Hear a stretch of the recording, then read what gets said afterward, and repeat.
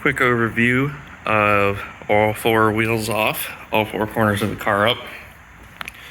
So jacked up with rubber puck in the circular hole with the jack here.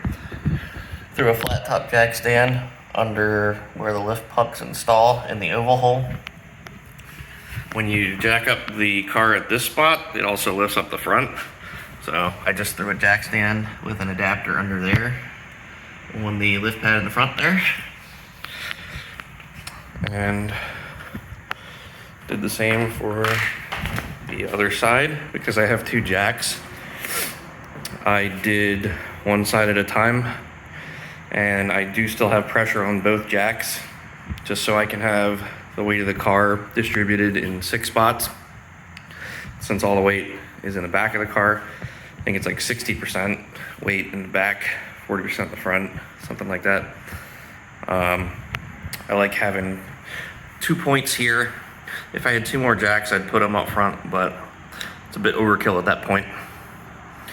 My locking pins are not in because that's on the lowest setting there, so that physically cannot fall.